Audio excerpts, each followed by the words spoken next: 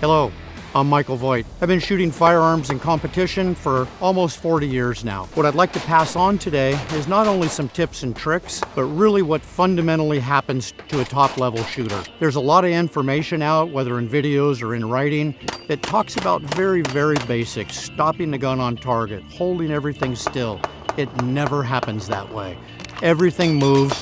Out here in California, the ground shakes, and I shake when I'm shooting. I'm excited, nervous, whatever the case may be, but that gun never stays still. What we're trying to do is teach you how things really happen at full speed. We're gonna go through this. You can apply this to handguns, shotguns, rifles, 1,000-yard stuff, whatever you wish. The hardest gun to shoot is gonna be a handgun. It's the easiest one that I can pivot back and forth, make that shot go bad. So we're gonna really show you how it works real time on a target. The main thing we're looking for is once I acquire a target, is I want to get the gun on the target, sights on the target, and press the trigger without disturbing the sights. That does not mean that everything stays still. As the gun moves onto this target, a shot right here on this line is just as perfect as if I shoot one right dead center in the middle.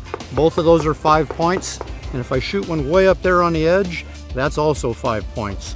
So one thing we want to get rid of immediately is that idea that 2 shots right here is better than 2 shots over here. Well, on a competition basis, I'm looking for points, and for most of this, I'm looking for speed. If I use the front sight as my reference here, as this comes onto the target, because I want to get on the trigger now. As soon as it's in an acceptable area, I can start pressing the trigger and let the gun continue to float. What it does is it gives me this whole area as the gun moves across that I can fire the gun. Once the gun recoils, comes back down, so I can shoot that gun again immediately. It doesn't need to be in the center here. So I'm not trying to hold everything perfect and then shoot a bad trigger shot. I'm trying to hold it in an acceptable place and shoot a great trigger shot. This is the important part of what goes on. One of the things that you'll see is every book, video, and all that talks about you need to have that front sight perfectly aligned with the back sight. Your eye is an incredible instrument in trying to make things even. So it won't look at that front sight, move it over a little bit, and it says wrong, is what your brain tells you. So what I do is I open up the back sight quite a bit, and now it says it's a little left, it's a little right. It's not over here saying that's wrong. Whereas you typically see target sights that are sold with a very narrow rear notch and a fat front sight. And as soon as you move that, your brain doesn't say it's to the right, your brain says that's wrong, which all those things make you stop, correct it, start over again, and that's not what we want to do. Because I want to have this idea that once I get a gun up in a handgun or a speed shooting situation, is it's almost like being at the car wash. I want to turn that wand on, and then I want to spray down everything that I need to, directing it. I'm not just hosing it across the landscape there, but I'm shooting constantly. So I don't want to be turning it off. The whole idea is I want it on, and I want it on, and I want it on. So we're trying to keep that thing moving and keep it directed into the right places. One of the biggest things to make all this happen is trigger control. The biggest thing with trigger control is it's not where your finger ends up on the trigger, it's how you press the trigger. So here's your $1 million secret. This knuckle hits targets, wins you money, trophies, and all kinds of cool stuff. This is the one you lose the match with. When you press the trigger, and if I use this knuckle, that trigger comes straight to the rear. If I use that knuckle, it moves over. And that's where you get everybody with the, I'm right-handed, so I shoot low left, and they've got these cool pictures that tell you what you did wrong. What you did wrong is you used the wrong knuckle. That's not on that target, but that's what really happened. The reason you shoot low is you're afraid it's gonna kick, and that's between you and your psychiatrist.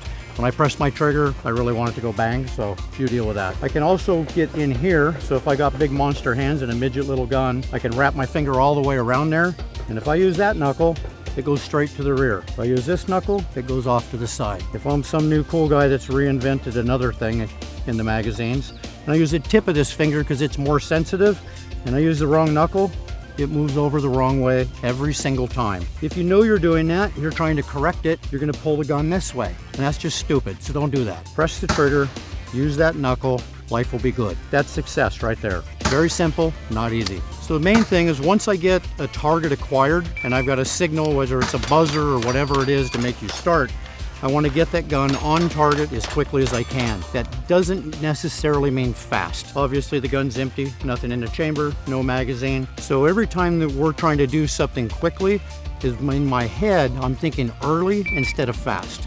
The difference is this: if I bring this gun up towards the camera, I can do that. It's right on target. Or I can do this, is what most people do, because they're trying to go fast.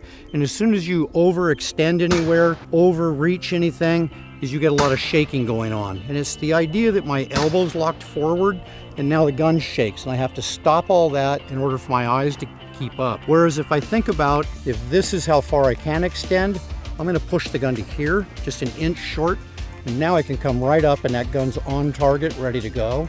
And I'm following that front sight from here, driving it into my back sight, and it comes on the target. So at that point, I can look at the target, and then I can bring that focus back towards my sights if I need to. When I'm talking about focus on the sights, it's enough focus to make an acceptable shot. So what I usually do is I've got a red fiber optic here, and if you look just above it, I've got a little bit of the black front sight there. If I can see that black, that means I brought my focus in enough that I can see that portion of it, and that gives me enough focus to shoot shots all the way to 50 yards. If I'm trying to zero the gun, if I'm trying to make a perfect shot at 50 yards, then yeah, I'm gonna have 100% focus on the front sight, but then I'm gonna look at the target and back and forth, and there's 100 different things that I'm trying to do at once to hold everything still. In the real world, I'm looking for that black line above my fiber optic, centered up in the back sight, and a great trigger press. That's what I'm really looking for. So to summarize, a successful shot starts with, I found a target, I got decent sights on it, I pressed the trigger correctly. Now in order to do this quickly, I'm always looking for early. So the next target, get that gun on there early, same process. Back to the next shot, same process. Next target, same process. It's very, very monotonous, but winning trophies never gets old.